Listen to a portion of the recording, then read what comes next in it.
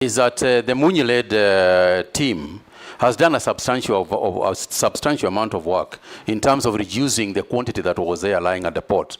I understand there was almost 100,000 metric tons, and right now they are probably talking about some 20 to 30 remaining. That's my understanding from where I sit. So because of the changes that they made in terms of the fixing or the removal of the fixing of the prices, I think the situation is easing away. But this is something I can only talk about from what I have been informed. This is something I need to be there to see. But I'm aware of it. I am aware. I have been looking privately on my own about what is going on in there. I happen to know the committee people as well. So I'll make sure that I get involved as much as I can. I do not wish to give a week or two because I don't know the intricacies of the issue. But I can guarantee you that I'm going to get into the thick of it as quickly as I can. On the issue of horticultural farming and stringent international standards, yes, it is true that we are facing stringent international standards, but I think the horticultural sector is faced with both local and international hostilities that we can deal with. For example, on the export side, that's one of the areas that I know they have been complaining about. It has been there, is common knowledge in the newspapers, talking about the many small taxes and deductions and all these things that they have to do. And that's what I refer to as supporting. We need to support them, remove some of those things, export more, and then you can tax on the income taxes and you recover your money through the volumes, not through the initial prohibitive taxes. And of course, on the issue of the international trading space, within the World Trade Organization and other organizations, I think that working with the Ministry of Foreign Affairs and of course trade is a question of ensuring that the conditions that we are getting from particularly the European Union, because that is where most of these products are going, and also diversifying our market so that we don't depend only on Europe. I think there are various other markets that we have not critically looked at that we can, to make sure that we become competitive. Part of the reason why our competitors can fix us and give us stringent measures is because they know you don't have a choice. But when they know that you have a choice and you can deny them those beans, they will listen to what you are saying. Yes, thank you. Europe has now given us quota-free, duty-free. Yeah. So it's now for you, if you are approved, to ensure that standards are maintained. Thank you, sir. Some Kenyan has sent this question. How do you plan to promote and expand feedlot farming in Kenya as a strategy to improve animal productivity? Another one. How do you plan to address productivity limitations, enhance Kenya's food security, and prepare the agricultural sector to meet the rising demand for diverse food products, such as fish, dairy, and meat? And the last one is, you've not told the House what you have ever given back to Kenya as a Kenyan. Thank you, sir. I think I will start with the last one to say that, Mr. Chairman, as an elected member of Parliament and as a parliamentarian in public service, all you do, and I'm sure the honorable members around me will agree, is give and give and give. I think that is something that we can all agree in this house. Every single day. You are giving back every single day of your life when you work for the public, and you do so legitimately and honestly. All you are doing is giving back to the community. And I do give back, and I think I have something to give back. And it is the public also that has created us, has created me through the education, through the jobs I have had. It is the public. So we do need to give back, but I put it to the questioner that we do it every single day. Mr. Chairman, On the issue of promoting the feedlot, to the question that the honorable member had asked about the dry areas. The feedlot is one of the key solutions to that issue, because syrages, hay storages, these are some of the measures that we have to be able to take in order for us to have that storage, warehousing those things, so that during a dry season, we have got at least some measure of mitigation before the rains come again. And as I said, this is something that we need to work with the county governments. Even as we talk about food security for the human beings, we also ought to talk about food security for livestock, because livestock is also part of food security.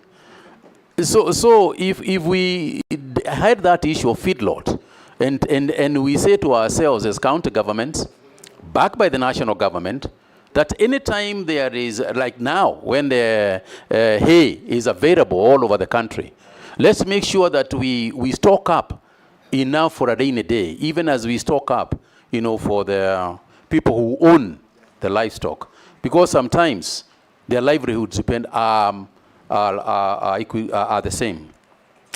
On the issue of diverse food products, yes, I agree that it is time to look at even going back to some traditional crops like sorghum that we used to grow, millet that we used to have. But this is happening almost automatically because the current consumer is also becoming very aware and health conscious. So that 10 years ago, there was very little demand for millet and soya and so on. Today, that is something that is growing, and if you go to the supermarkets, it's happening. But we must also remember that urbanization and lifestyle changes are also going to create different demands that have not been there. For example, rice, the demand for rice is the fastest growing in the country. Why? Because of lifestyles, because people in urban areas can cook rice a lot faster, that they can cook other foodstuffs. So we have got to adjust the farming issues in a holistic way.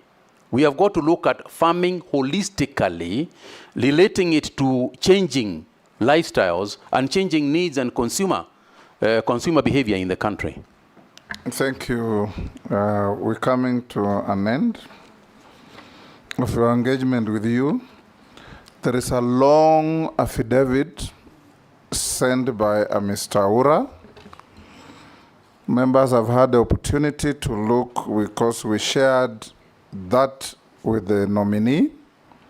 I've had an opportunity to look at your response, and I find the same substantially satisfactory.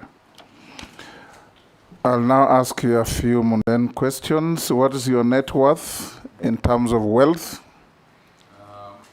Mr. Chairman, my net worth currently would be around 800, I want to get the exact figure, 800 and, about 842 million shillings. Made of? Made up of essentially my wealth is in assets, is in real estate, is in pieces of land here and there accumulated over many years.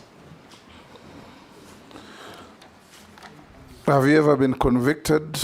No, sir, I have never been convicted. Of a criminal offense in a court of law? No, sir, not once. Have you ever been adversely mentioned in a parliamentary committee? No, sir, not to my knowledge.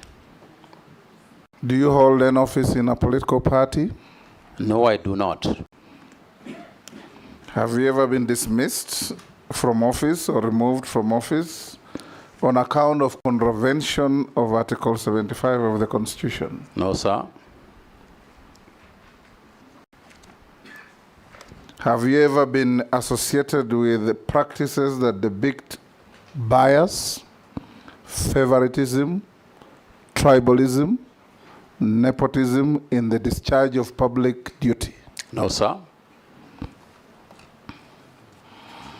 I'll now give you 2 minutes to make your concluding remarks to this committee. Thank you very much, Mr. Chairman. Mr. Chairman, I wish to take this opportunity to thank the committee for a very engaging debate on this matter.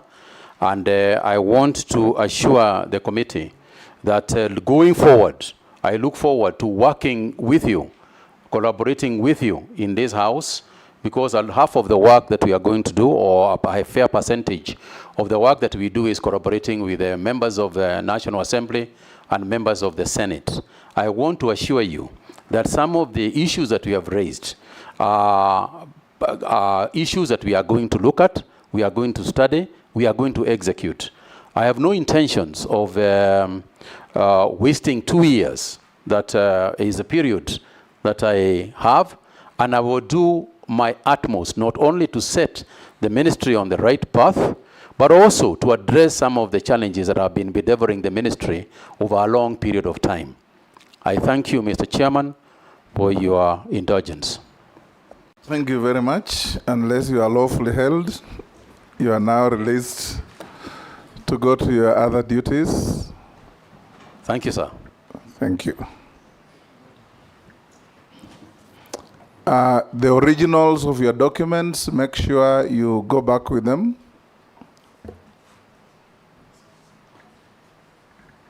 Thank you. Have a good day.